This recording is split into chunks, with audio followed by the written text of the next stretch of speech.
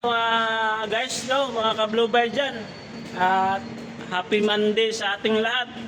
Sana wag kayong magsawa sumuporta sa aking video, no? Ito pala yung kain namin pang merinda, salad po mga guys.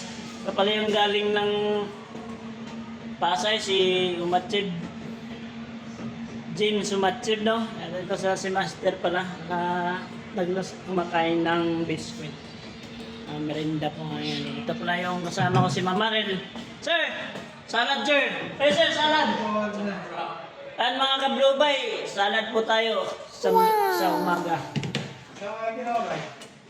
Bigay po to ng ano ko, bay, kapatid, birthday ng ano ko. Pamangkin yung kapon.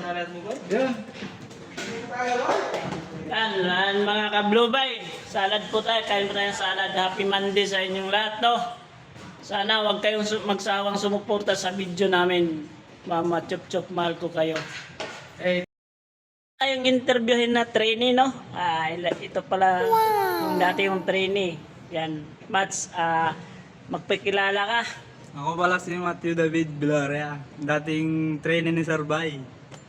Ngayon, Ang tanong ko po sa iyo, Matthew, paano mo ba hinandle bilang isang trainee dito sa overhauling family? simple lang.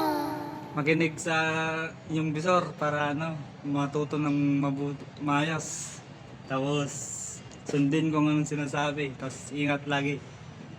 Paano ka ba tinatrato ng... Ito, pangalawang tanong ha. Paano ka ba tinatrato ng mga co-workmate mo o mas nauna sa'yo bilang isang trainee? Yun. Parang kapatid na nakakabata. At ko pala sa mga tropa ko natutulog, no? Sila si Sir Ray, Dominic, Dominador.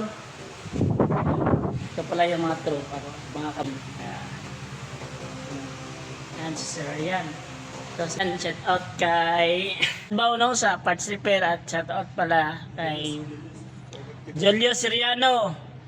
Shout out kay Chief Berunda at saka Chief Nomer, Chief Dada ng Quick Service. At saka shout out pala kay Ashley RC Bar. Salamat sa panonood nyo at sana huwag kayong magsawa sumuporta sa akin.